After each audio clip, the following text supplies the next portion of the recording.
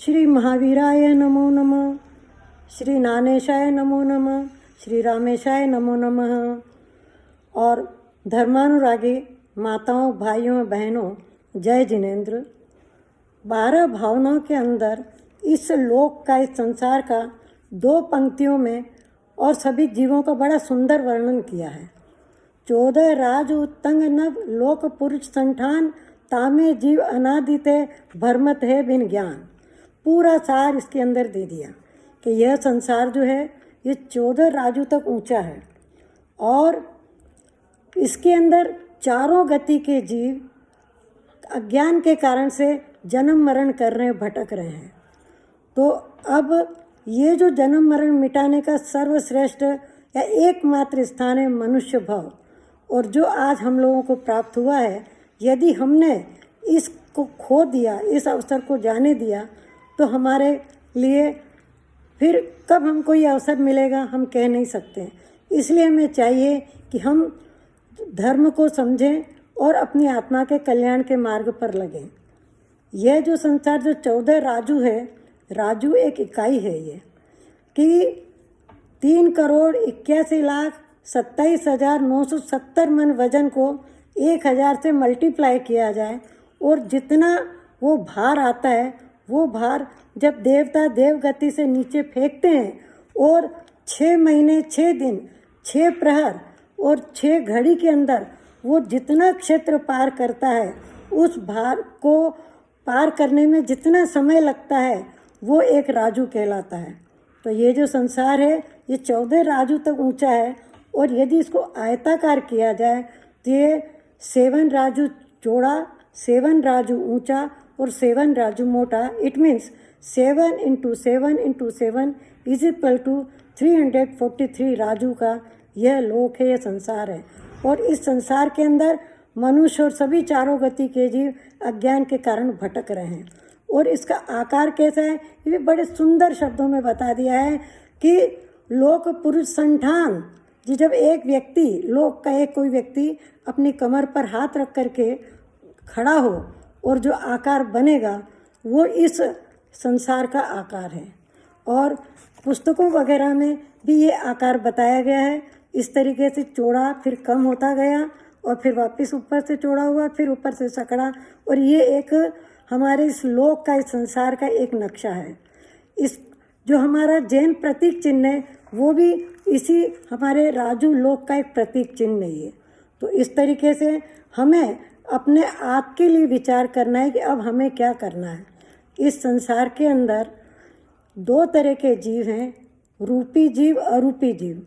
रूपी जीवाचेव, अरूपी जीवाचेव ठाणांग सूत्र में दूसरे ठाणे के अंदर ये बात बताई गई है कि जीव रूपी भी हैं और अरूपी भी हैं। रूपी आज हम सब गाय भैंस बकरी बिल्ली हम सब रूपी एक दूसरे को दिखाई दे रहे हैं। अरूपी सिद्ध बुद्ध मुक्त परमात्मा जो सच्चिदानंद घन ईश्वर है, सिद्ध है, वो अरूपी है।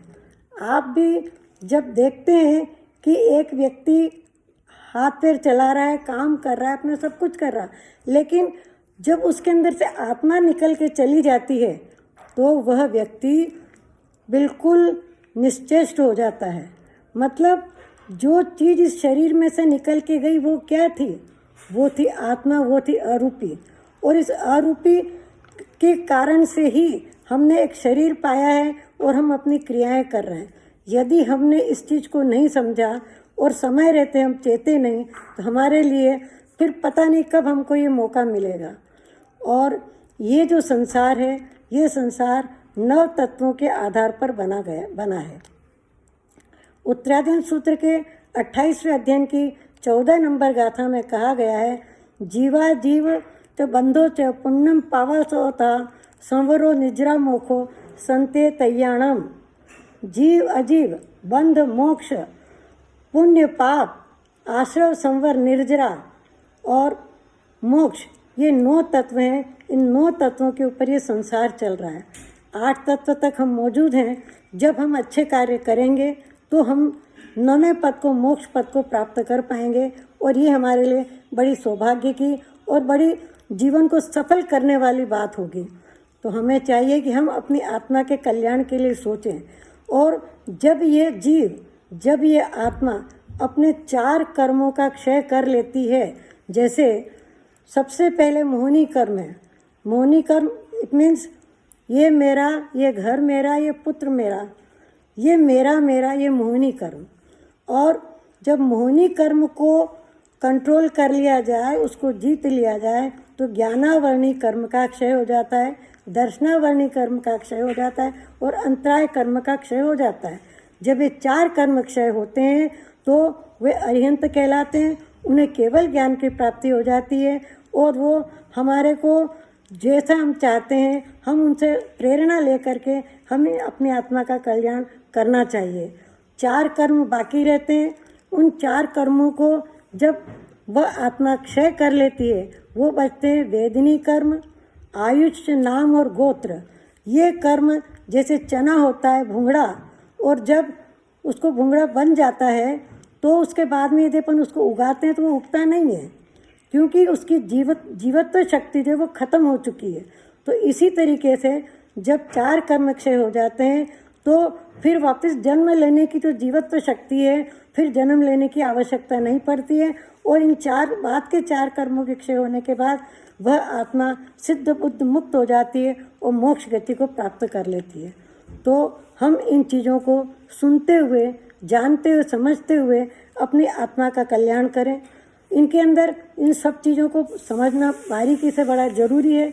जीव और अजीव, जो हम सब जीव हैं, दूसरी चीज़ें जैसे टेबल है या दूसरी चीज़ें हमारी गाड़ी है, ये अजीव हैं। तो हमको अपने आप दिखाई दे रहे कि जिसके अंदर कोई हलन चलन, कोई शक्ति, कुछ वृद्धि, कुछ बढ़ने की शक्ति नहीं है, वह अजीव है। और जिसके अंदर बढ़ने की शक्ति है, जैसे वनस्पति, यद्यपि सिर्फ बढ़ती हमें दिखती नहीं, लेकिन जो बढ़ते हुए तो हमें दिख रही है, इसका मतलब हुआ कि वह भी जीव है। बहुत पुराने समय में बहुत लोग, और आज भी बहुत से लोग जो अज्ञान के अंधकार में हैं, वो आज भी यही कहते हैं वनस्पति के अंदर कोई जीव नहीं। पृथ्वी, पानी, अग्नि, वायु, वनस्पति, इन 6 स्थावर चीज़ों में जीव को नहीं मानते।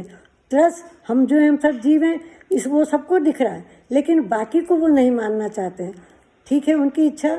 लेकिन जगदीश चंद्र बसु ने इस चीज़ को साबित किया, साइंटिस्ट ने, तब लोगों ने स्वीकार किया। ठीक है, उसके बाद भी स्वीकार करा, उस चीज़ को समझा, लेकिन और चीज़ों को भी समझना जरूरी है।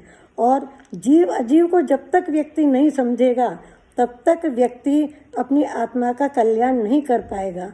और इसीलिए कहा गया है, आत्मवत सर्वभूतेषु, सर्व प्राणियों की आत्माओं को अपनी आत्मा के समान समझो। जैसे मेरी आत्मा को, मेरे मन को यदि कोई कटु वचन बोलता है तो मुझे अच्छा नहीं लगता है, मुझे दुख होता है। और इसी तरीके से दूसरे व्यक्ति को भी जब कोई मारता है, पीटता है, तो उस जीव को भी तकलीफ होती है।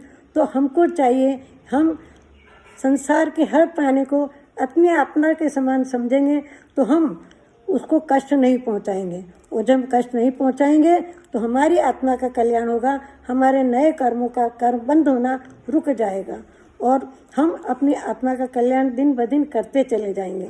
और इसी चीज़ को तुलसीदास जी ने कहा है, दया धर्म का मूल है, पाप मूल अभिमान, तुलसी दया न छोड़िए, जब लग घट में प्राण। कि सब धर्मों का सार अहिंसा है, दया है। जब व्यक्ति अहिंसा का पालन करेगा, जब दया का पालन करेगा, तो वो अपने आप अपनी आत्मा का कल्याण करेगा और अशुभ कर्मों को नहीं बांधेगा और नए कर्म उसके रोज दिन बंधना बंद हो जाएंगे। और हम अपनी आत्मा का कल्याण करना चाहते हैं तो हमें चाहिए, हम संसार के हर प्राणियों के लिए सोचें कि वो सब सुखी हों।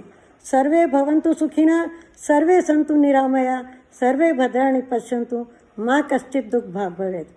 कि संसार के हर प्राणी सुखी हों, हर प्राणी आराम से रहें, किसी को कोई दुख तकलीफ कष्ट न हो। इसी के अंदर हमारा भी भला है, औरों का भी भला है, और हम अपनी आत्मा को और ऊंचाई तक, आगे तक ले जा सकेंगे और हम अपने लक्ष्य को पहुंच पाएंगे। इन 9 तत्वों के बारे में कहा गया है, जीव वही जो सुख दुख जाने, जीव वही जो सुख दुख जाने, लक्षण जिसका ज्ञान बखाने।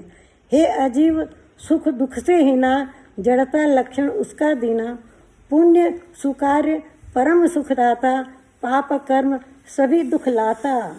शुभ अशुभ कर्म जो आवे, आश्रव नामक तत्व कहावे। संवर तत्व कर्म रुकवाए, अंशों में निर्जरा करवाए।